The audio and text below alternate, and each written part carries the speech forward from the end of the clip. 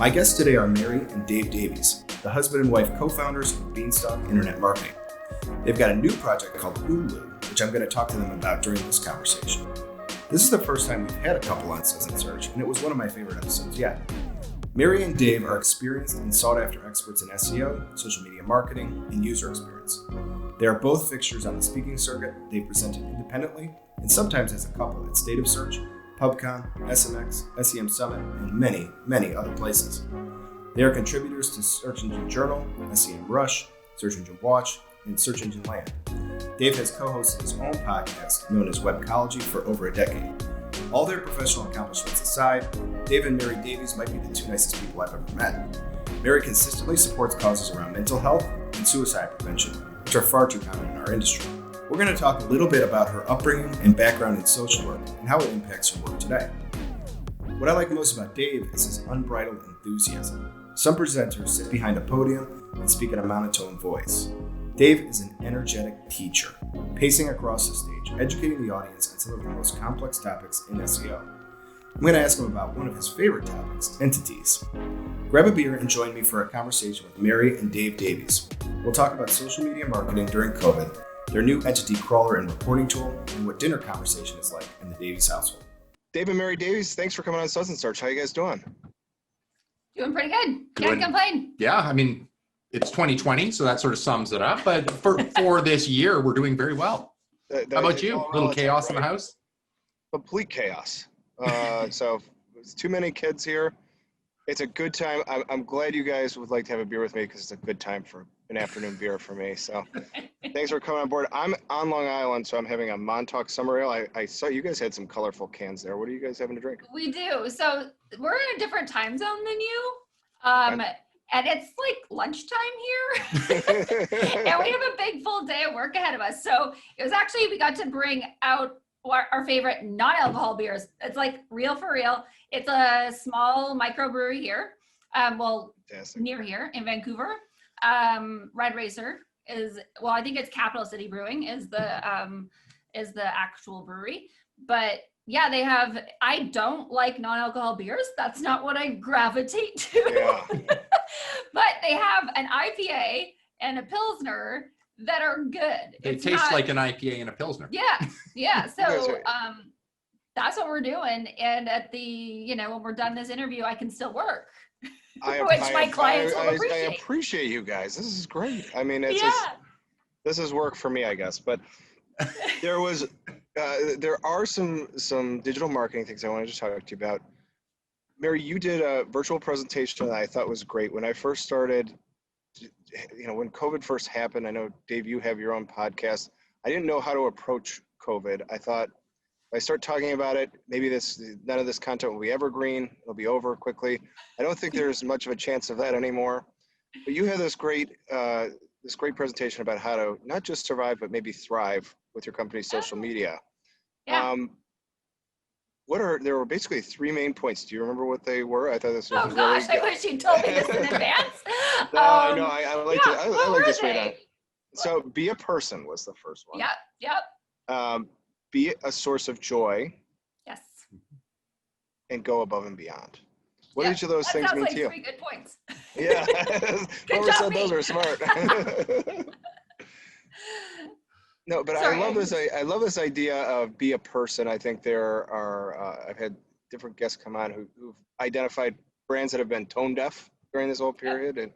And Mike King on who's talking about Corona beer and find your beach, that'd be nice, but what does that mean to you to be a person, be a human? It's funny because like that particular presentation I did was focusing in on social media. Which is something that I do a lot of, and I also do a lot of UX, and right. Both of them, that's really what we're doing, right? It's really about connecting with people on a personal level, and stepping outside of sort of whether it is that you're marketing somebody else's brand or you're maybe the brand owner yourself, you can get really locked into sort of almost the way we've always done it and really focused in on the sales and the promotions and really pushing your brand. And it's like all about the brand. But in all reality, when we think about it, it's like, that's not really what connects us with the brands that we decide that are our favorites. It's usually, you know, if it's a restaurant, it's like, I really like the wait staff.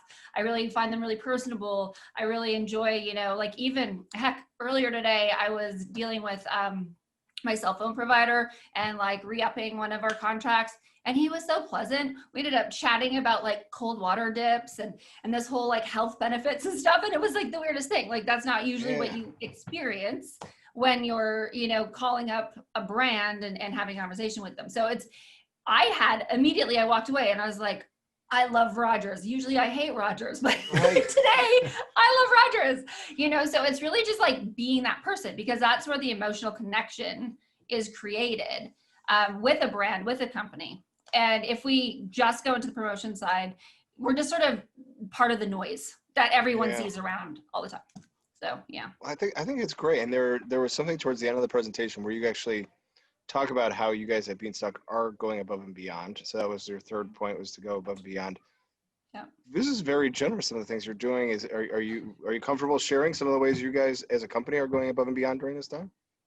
Yeah, it was funny. I actually wasn't originally gonna include that, but I was encouraged to by, you know, the organizers. They were like, you should really talk about what you're doing. I thought it sounded like a little self-promotional and kind of went against the like human thing a little bit, but at the same time, I get it. It's like you kind of want to, you know, you don't want to be the only guy who's out there going, oh, I'm going to give away some free services, you know. So it's actually good to see other people might be sort of bending their own rules, maybe taking a little less profit for the long end, you know, goal.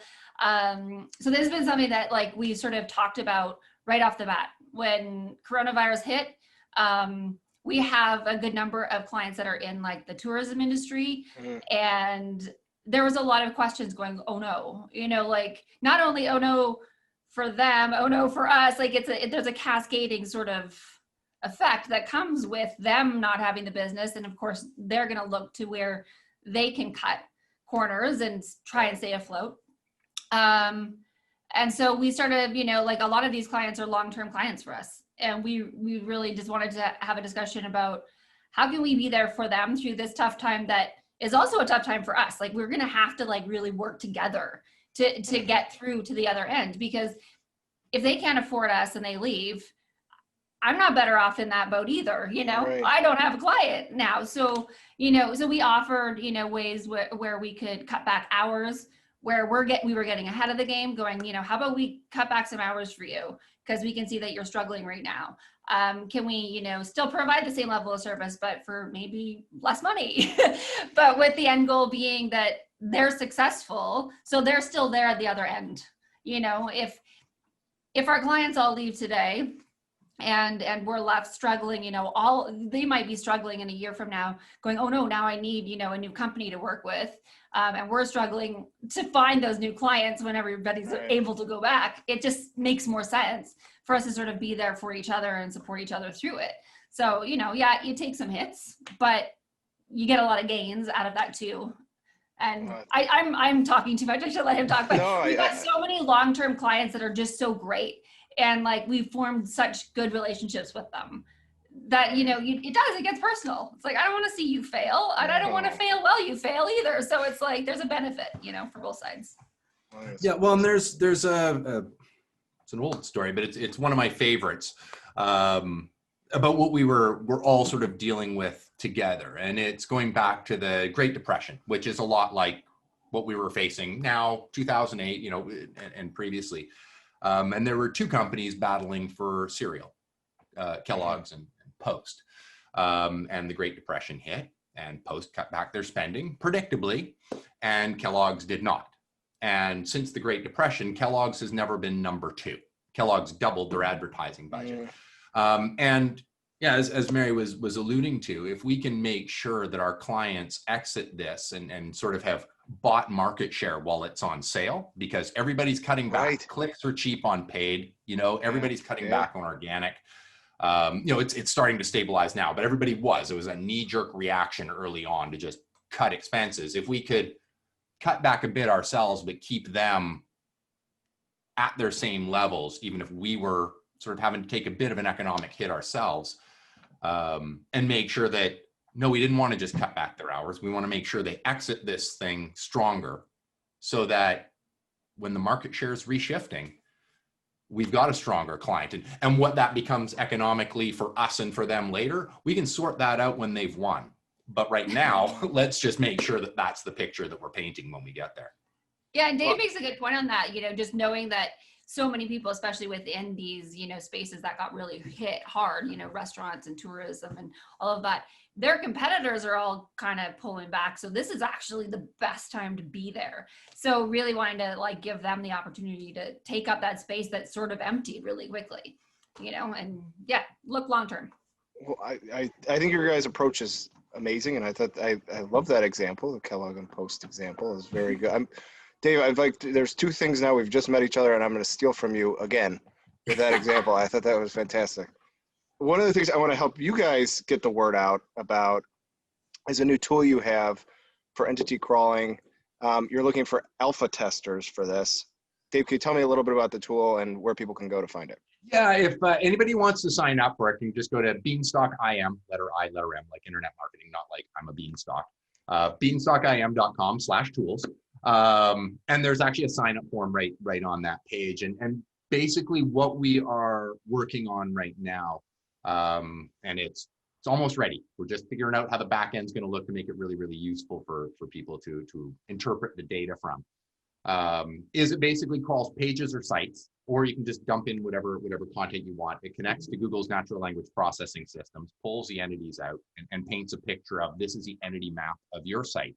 And this is an entity map of your competitor's site. Now, here are the entities that might be missing from your site, and building in weighting systems to go, okay, on a page, and then prevalence in sections of sites and things like that to really go, okay, we're not just talking about keywords. We're not just talking about, what topic is BuzzSumo telling you people are talking about right now. They have their value. Don't get me wrong. It's not a dig on BuzzSumo. That's incredibly valuable. But actually looking at what is the architecture, what is Google's language systems see when they look at your website, and how are they connecting the dots behind the scenes, and now give you an idea of what do you need to include as far as core subjects. And then you can go over to BuzzSumo, and then you can go over to SEMrush or whatnot. And we will be eventually tying into SEMrush's keyword tools to sort of go, okay, what questions can you answer that relate to the majority of these things? But yeah, really just giving people the starting point to go, okay, these are the subjects. These are really the top level subjects that are leading to top rankings on these pages.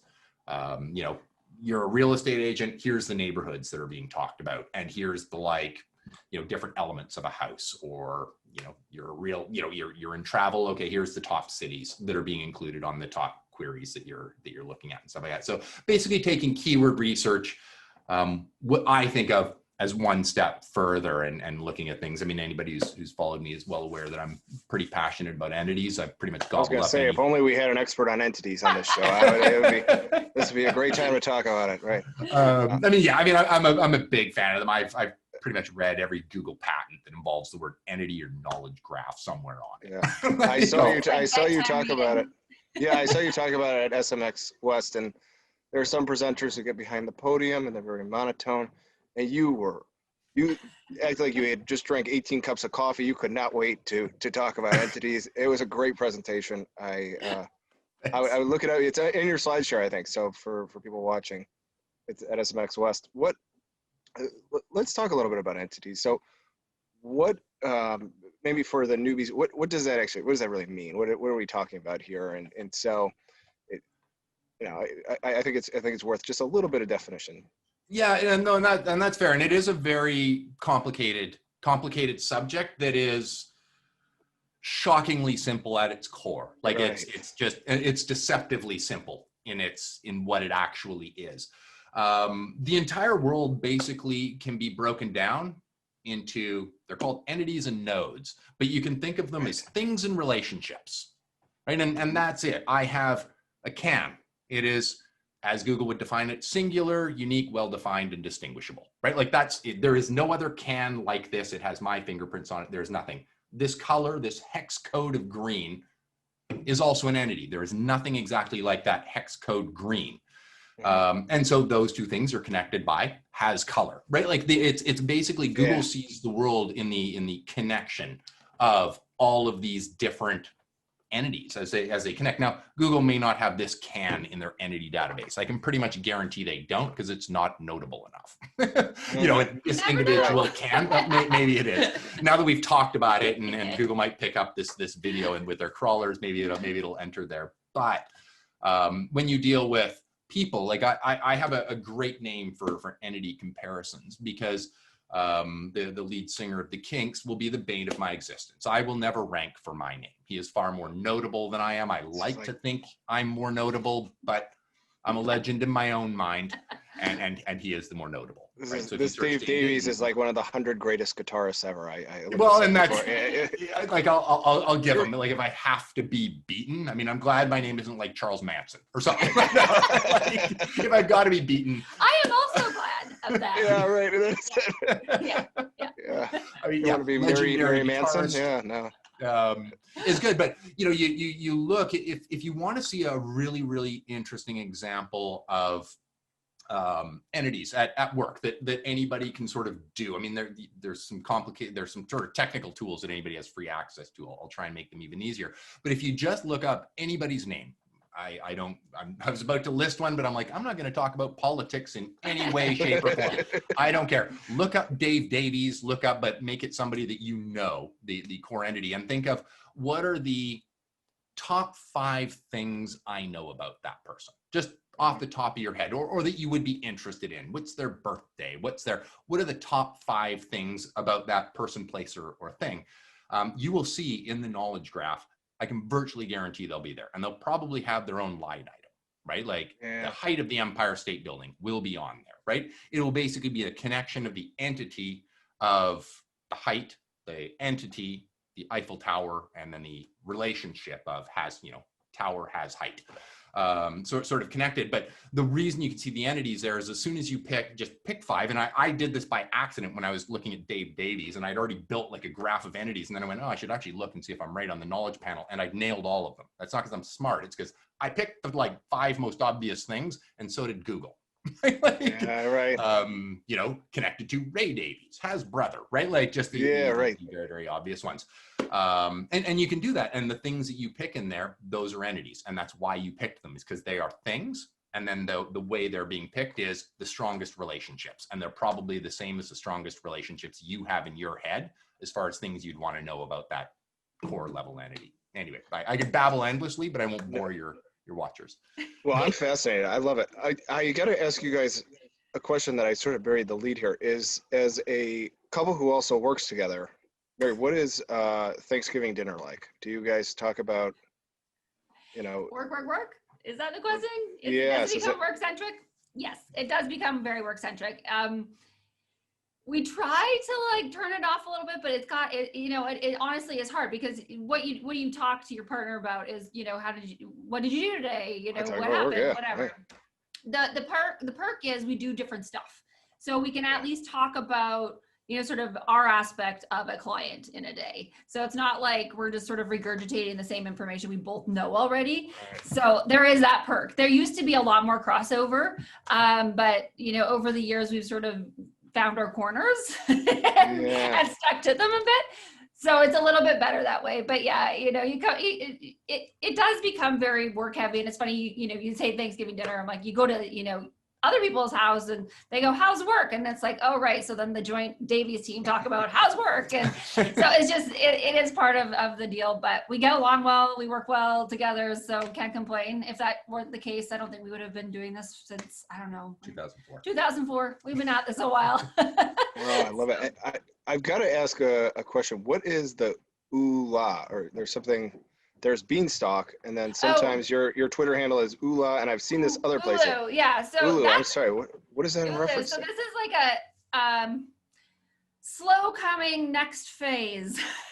Oh. So yeah, we've been Beanstalk forever, and we're happy with our company as Beanstalk, but we've had sort of over the years a lot of things sort of shift in the way that we're approaching business in general. We went from being a big company, tons and tons of staff, doing a lot of management, to then wanting to pull back a little bit, focus a little bit more of our one-on-one interactions with our clients and gain a little more control that way. So Oohloo is baby in the making right now.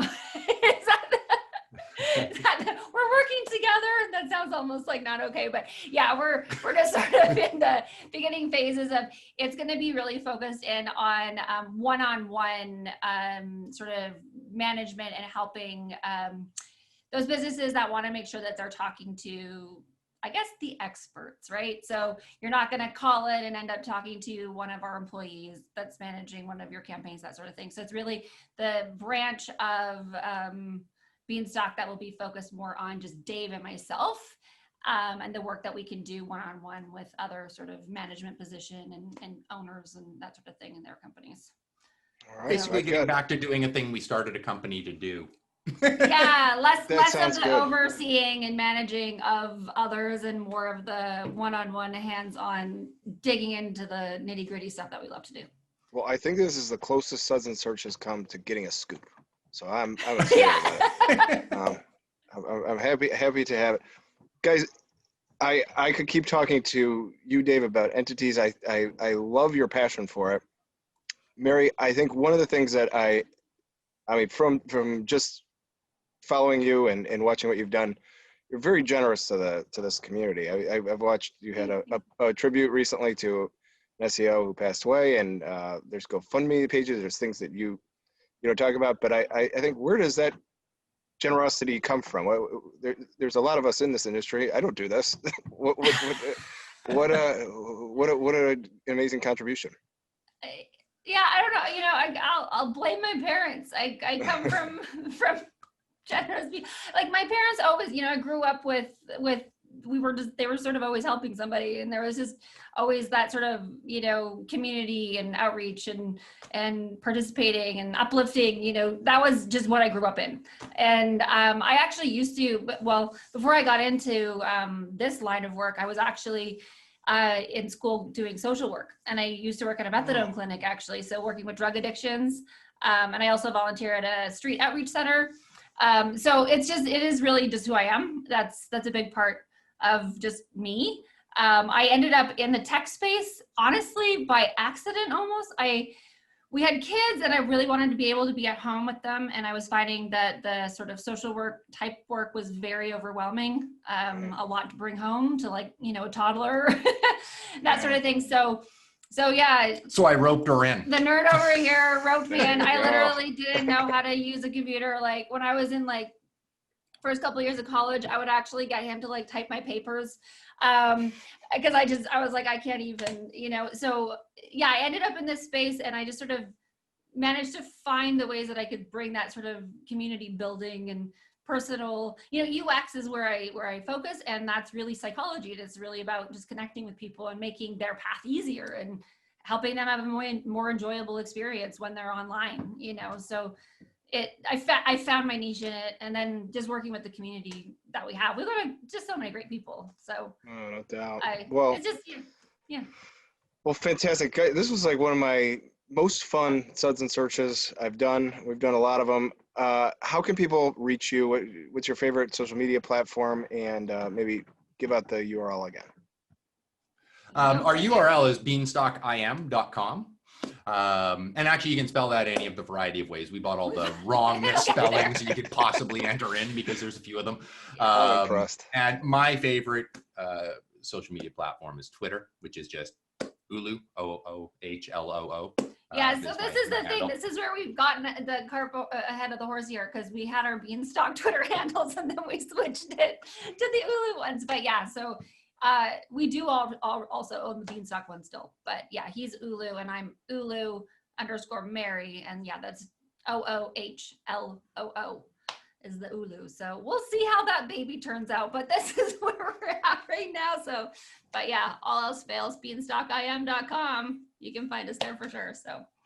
All right. Well, guys, thanks so much for doing this. I'm going to do a virtual sign off. Cheers to you guys. Cheers. Thanks again. I hope to see you live and in person sometime soon. Okay. Yeah. So. Yeah. We'll try and get this COVID thing out of the way. And nice. Then we can cross the border again. Yeah. Tell me about it. All right. Well, thanks so much, guys. I'll talk to you again soon. All right. Have a good one. Thanks so much.